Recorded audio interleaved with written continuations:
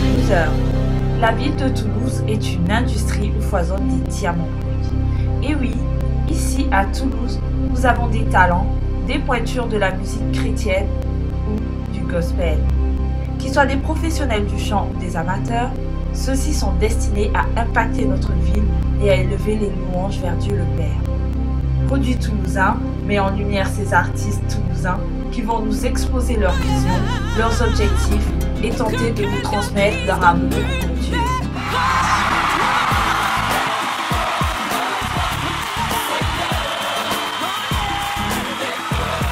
Chaque mois, Gospel News Toulouse rencontrera l'un de ces artistes pour vous présenter le gospel à la toulousaine. Notre numéro de ce mois-ci est consacré à Paul Olotte. Paul Olotte fait partie de ces personnalités de la scène gospel toulousaine aux multiples talents. Journaliste, animateur pour des émissions telles que The Mag, On n'ira pas tous au paradis. Paul Olotte est également réalisateur et Fred Pécastin, vous y étiez également à cette manif, et puis qu'est-ce que vous pensez lors de cet appel officiel des églises évangéliques, enfin, du mouvement évangélique au travers du CNEF notamment, qui a appelé tous les évangéliques à sortir dans la rue? Est-ce que c'est son rôle, c'est son devoir? Vous avez trouvé ça courageux ou déplacé? La liste est bien longue de tous les talents de Paul, mais nous retiendrons qu'il fait juste partie de ces jeunes qui ont décidé d'impacter le monde de par l'évangile. Dans la série Les bras cassés du Seigneur, Paul nous montre une image de la réalité de la vie chrétienne. En voici un extrait.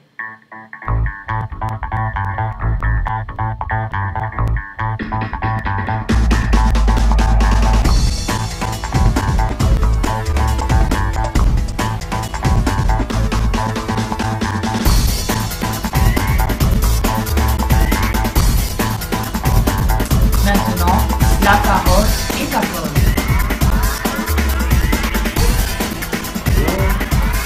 Alors, qui est Paul Olotte?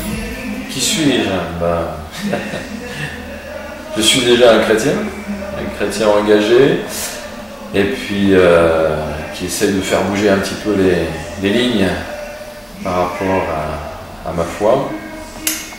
Je suis un chrétien qui croit qu'on doit être présent dans la société, qui croit qu'on doit briller un petit peu dans toutes les sphères, et puis voilà, j'ai choisi, entre guillemets, puisque Dieu m'a un petit peu forcé la main, mais à titre personnel, d'être très engagé dans tout ce qui est le monde des médias. Donc voilà, je suis devenu journaliste pour essayer de développer un petit peu les médias chrétiens de tendance évangélique. Alors donc tu es toulousain?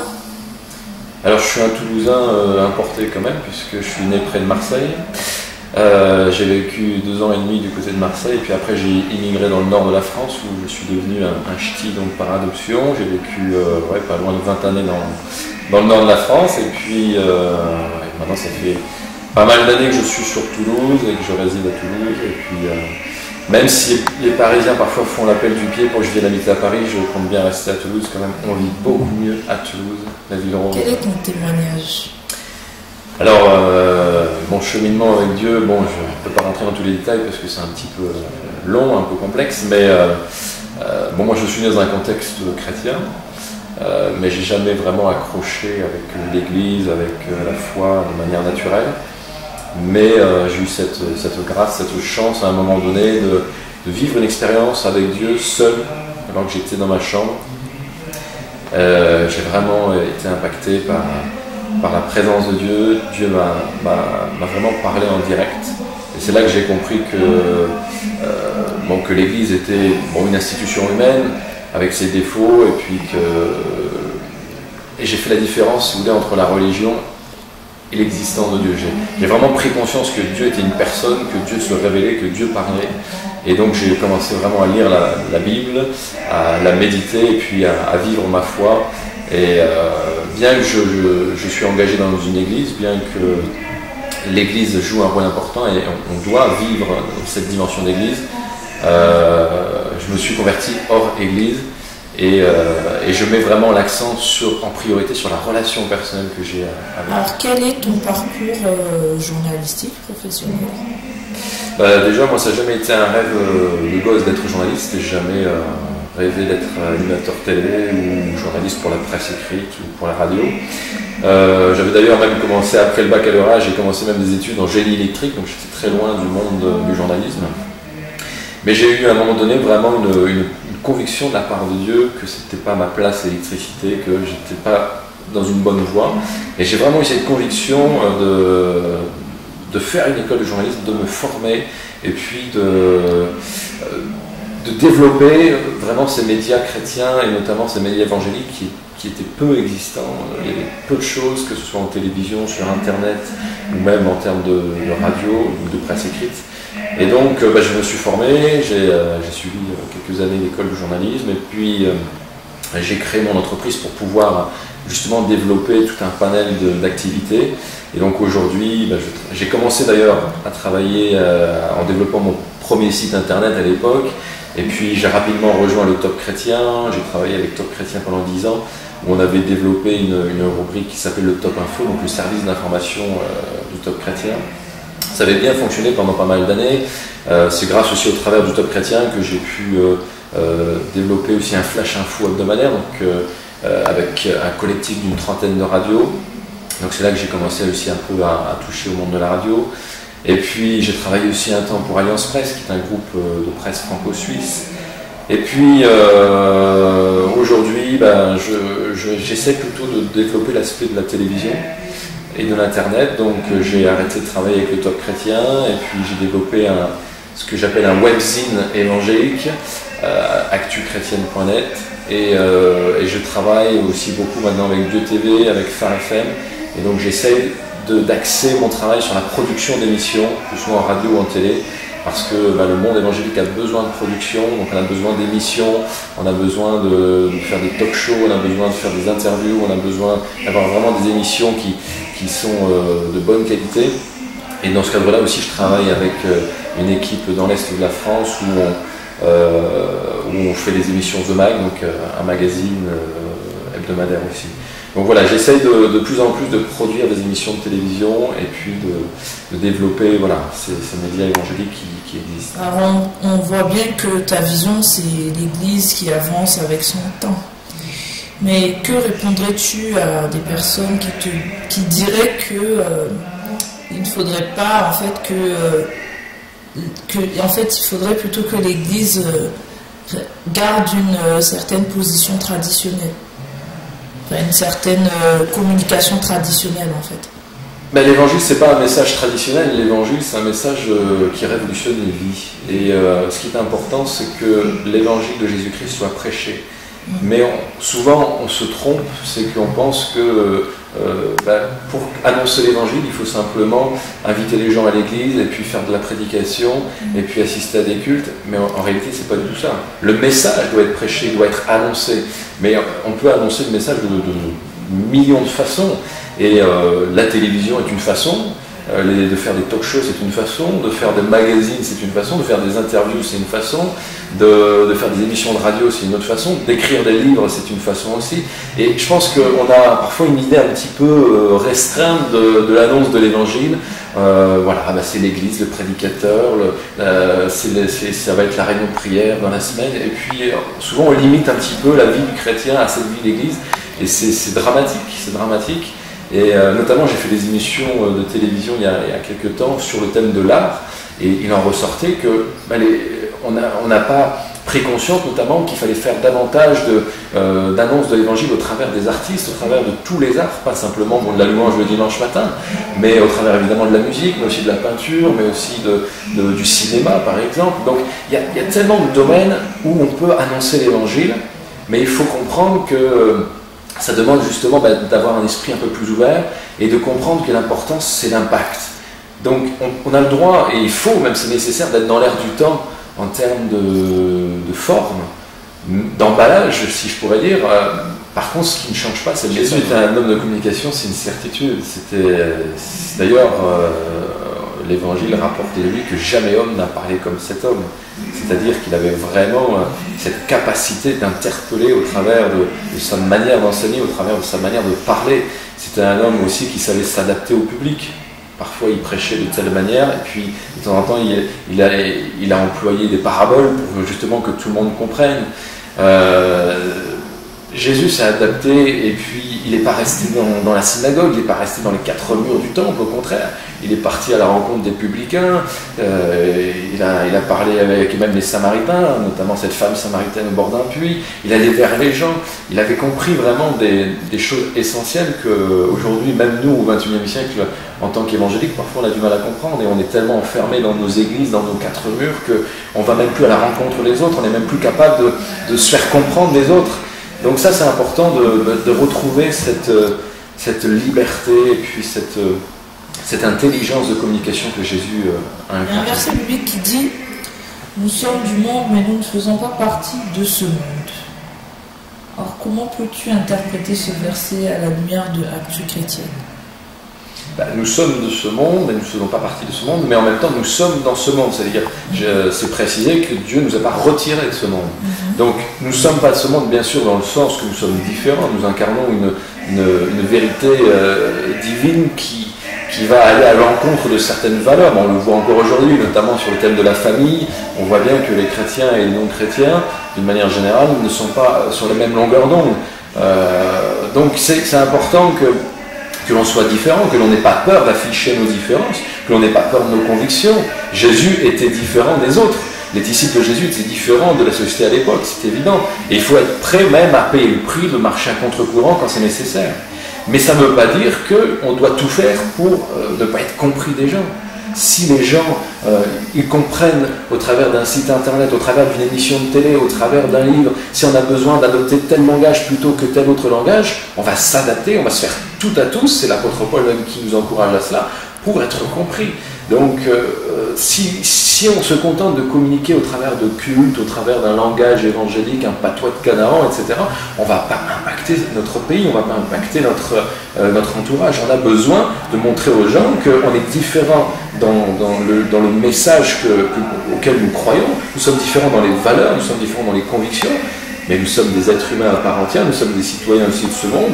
Et puis... Alors, tu es très militant, tu es très engagé, notamment dans la lutte contre l'adoption du projet de loi pour le mariage pour tous et la procréation médicalement assistée, ainsi que l'adoption pour les couples homosexuels. À la lumière des Écritures, de la parole sainte, un chrétien a-t-il le droit de manifester sur la place publique? Seulement, je crois que le chrétien il a le droit de manifester, mais j'irai même plus loin, je pense que même c'est presque un devoir sur certains sujets lorsque ça touche vraiment à des fondamentaux comme la famille, comme le couple, comme les enfants. Ça fait partie de notre devoir parce que lorsque la vérité, c'est la Bible qui nous dit, lorsque la vérité est prévue sur la place publique, où doit se trouver l'église? C'est forcément sur la place publique. Et d'ailleurs Jésus, lorsqu'il prêchait, il ne prêchait pas toujours dans des synagogues ou autres, au contraire, il prêchait au-dessus de tous, sur les places publiques, et les premiers disciples aussi. Donc c'est notre place d'être dans la rue, c'est notre place d'être dehors, pour prêcher, mais pas que pour prêcher, et simplement pour témoigner que nous avons des valeurs, témoigner que nous prenons position, que nous défendons certaines choses. Et quand on sait que ce projet du mariage pour tous aura des conséquences sur la filiation, sur les enfants, sur la notion même de famille, c'est évident que c'est notre devoir d'être dans la rue. Alors bien sûr, il faut aussi prier, il faut intercéder, et c'est le rôle des églises de le faire. Et on a encouragé, on a organisé même des semaines de prière, des semaines de jeûne et prière. Mais la prière, si elle n'est pas liée à l'action, si c'est juste on reste chez nous, on s'enferme, on prie, et puis on n'agit pas, c'est pas efficace. C'est la prière vraiment agissante, de juste, et la prière doit déboucher sur de l'action, doit déboucher sur du concret, et nous sommes des citoyens à part entière, nous sommes dans ce monde, Dieu ne nous a pas retiré de ce monde, au contraire il nous a envoyés dans ce monde pour être la lumière, pour être le sel de cette terre. Eh bien, nous prenons position lorsqu'il y a des fondamentaux comme ça qui sont menacés, qui sont en voie d'être malmenés par des projets de loi. C'est notre rôle de prendre position. Est-ce que tu penses qu'il faudrait un référendum?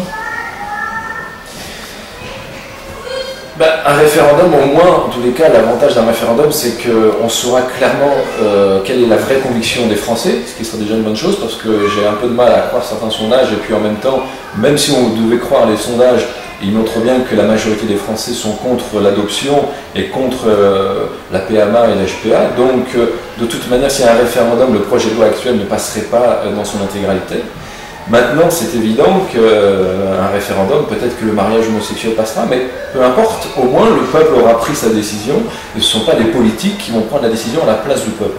Donc, l'avantage d'un référendum, c'est qu'au moins, eh bien, la France, même si elle prend une mauvaise décision, ben, au moins, ils auront fait ce choix, ils auront pris leurs responsabilités, ils auront pris leur décision, et ensuite, à nous chrétiens, ben, de continuer à être différents si cette loi devenait à passer malgré un référendum.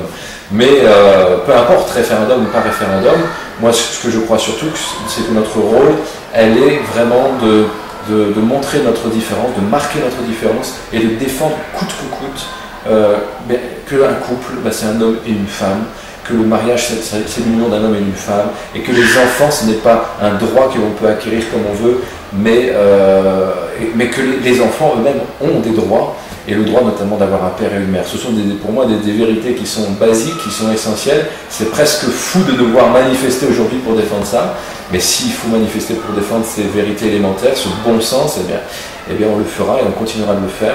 Mais vraiment que les chrétiens apprennent à sortir des églises. Moi j'étais encouragé quand même parce que j'ai vu beaucoup de chrétiens, même des évangéliques, qui sont sortis le 13 janvier, qui ont manifesté. Et bien ça c'est vraiment une victoire, c'est vraiment encourageant.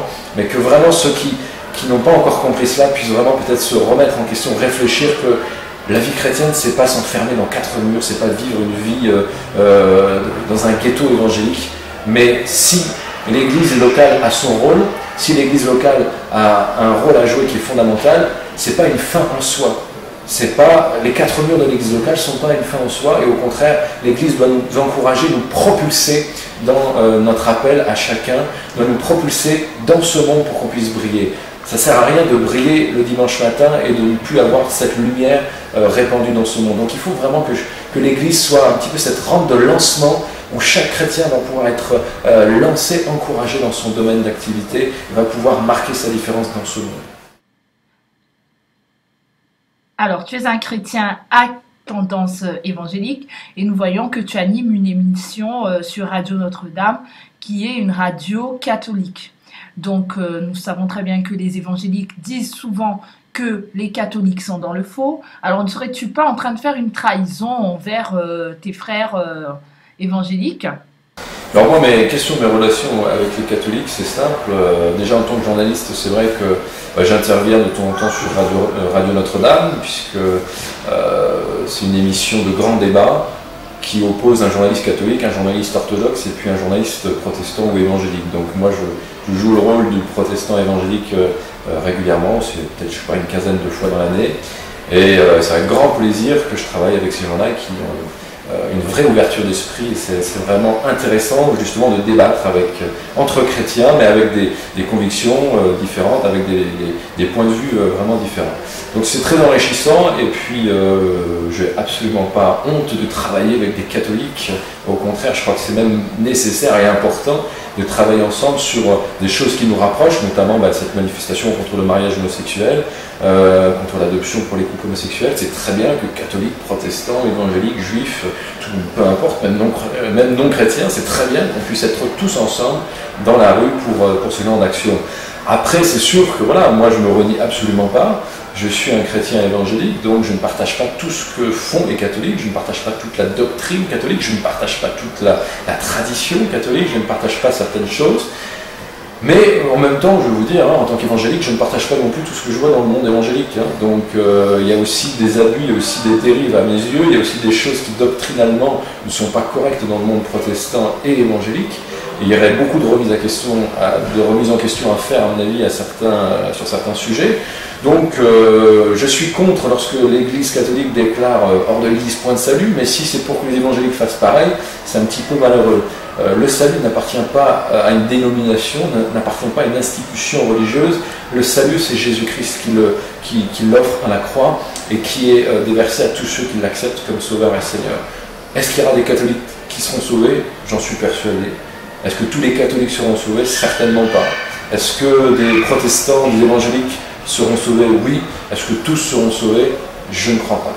Donc c'est pas une question de dénomination, bien sûr, je suis évangélique parce que je me sens plus proche du monde évangélique sur le plan théologique, sur le plan doctrinal, sur certains autres plans aussi, mais je suis pas l'ennemi des catholiques, je suis pas l'ennemi des orthodoxes, je suis pas l'ennemi de ceux qui peuvent être différents de moi, et puis au contraire, je crois qu'il y a cette richesse lorsqu'on est capable d'aller vers l'autre, de travailler ensemble quand on peut, et puis aussi de débattre. Moi j'aime débattre, et tant mieux s'ils ne sont pas d'accord avec moi, parce qu'on va apprendre des choses.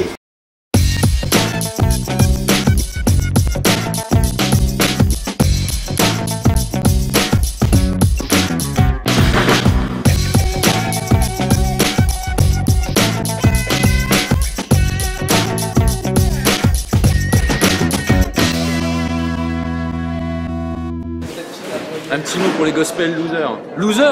Non, newsers. Ah bon? Pas les gospel losers. Alors les gospel newsers, un petit coucou depuis Paris, où on vient de terminer enfin ce tournage.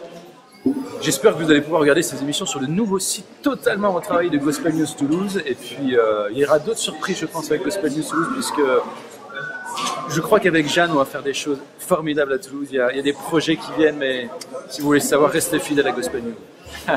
Merci.